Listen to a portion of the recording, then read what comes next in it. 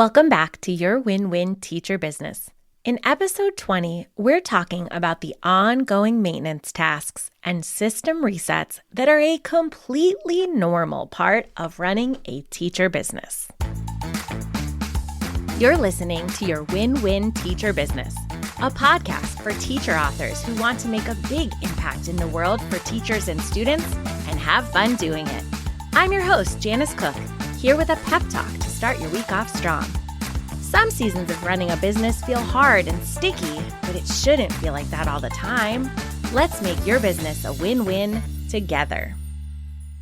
Before we get started with today's episode, I wanted to give a shout out to Brittany Flammer for leaving such a sweet review for the podcast. Brittany said, "I've been waiting for this. I have worked with Janice and love her insights. I'm thrilled to be listening to the podcast with smart, simple tips and insights. I really want this to be our podcast, so please know that it means the world to me when you log into Apple Podcasts and share your thoughts about the show. It's so helpful for other teacher business owners to know what to expect before they push play. Thank you, thank you, thank you." In the spring cleaning episode where we talked about the Naptime Kitchen home reset, I shared how freeing it was for me to realize that even the experts were resetting their spaces multiple times per year. As business owners, we often bring big energy into setting something up perfectly at the start and then feel defeated 6 or 12 months later when things are starting to feel less sparkly clean. Does a new car smell last forever? No. So why do we expect systems inside our businesses to last forever? Today, I want to scream from the rooftops that needing to reset your business systems does not mean you failed. Maintenance is ongoing, and that means we need to plan for those rhythms so that we can keep things running smoothly and not wait until everything comes to a screeching halt.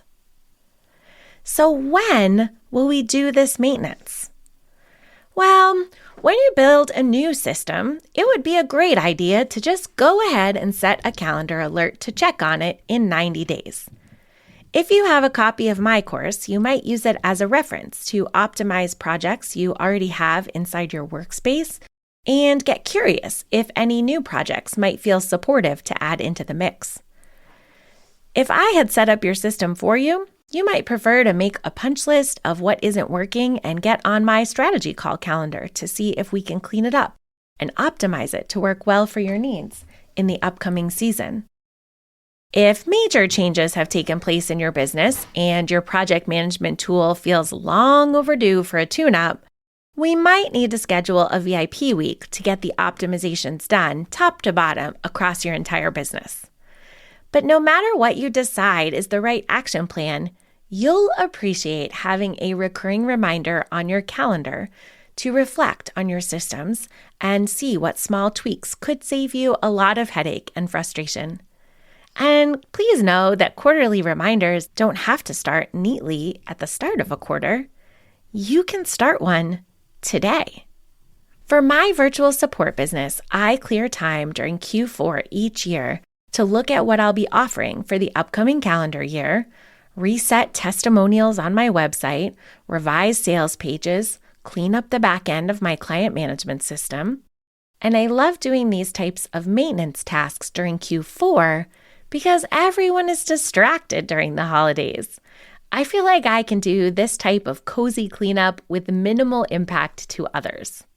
If you run a business that serves teachers, summer might be a time when traffic to your store is slower, and that might feel like a good time to lean into back-end cleanup.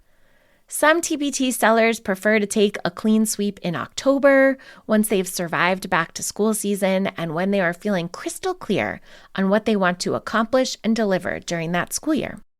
I also know some TPT sellers who like to do spring cleaning during the time period when sales are slowing down for the end of the year, but before their own children come home for summer break.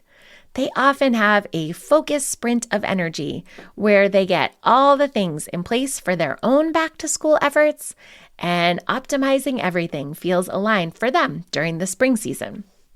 Does one of these scenarios resonate with you? I wonder, could you place a recurring task on your calendar to just look at your systems and take one tiny step towards cleaning them up every 90 days to help ensure that things keep running smoothly? Let's talk about when we do the big resets.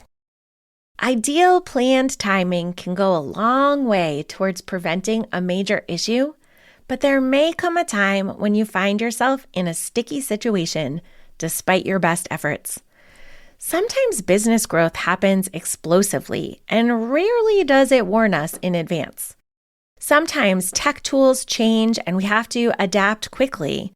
We might find ourselves changing systems that were once working smoothly before, but that tech stack might just no longer be a fit for our needs as we grow. Team capacity changes. Sometimes that's planned from us as a business owner, and sometimes things come up in the lives of our team members, and we have to pivot. Sometimes during those seasons of turnover, it just naturally makes sense to do a reset of the business systems while things are kind of already in flux. So sometimes a systems reset happens at the same time as a team capacity change. Maintenance, you can likely do yourself once you have a system in place and you find your rhythm. For a big reset, often that's a time to bring in another pair of eyes and hands to help bring a fresh perspective, because we don't know what we don't know. And every time I work with someone who is an expert during a big reset, I see blind spots that I hadn't even considered, and they bring fresh solutions to the problem that I didn't even know were on the menu. I had my website set up for me by a professional, but they didn't teach me how to maintain it. That was not a good feeling, but I worked through it, and now I have a solution so that my website is always running smoothly and it's being checked on monthly. I had my client management system, Dubsado, set up for me by a professional too, but they didn't show me how to maintain it over time, and that was frustrating. Slowly, I found a solution so that now I can update it myself during Q4 every year. I cleaned up and filtered my email inbox using a DIY course, but the folders that I needed would of course change over time. So now there's a recurring task on my calendar for me to go through a certain process and maintain that system. And with every system that I create and find a rhythm for, I'm building an insurance policy for my business to ensure things are always in working order when I pour that fresh cup of coffee in the morning. None of this will happen overnight, but leave this episode knowing that maintenance tasks are just part of running a business, and that burying our heads in the sand is really inviting a big tech snafu to stop us in our tracks at the worst possible time. Putting small maintenance steps and rhythms into place for your business will help things run smoothly over time and lead to a more peaceful win-win experience for you as a teacher business owner. Thanks for making this podcast a part of your day. I'd love to help you find clarity with your next step in business.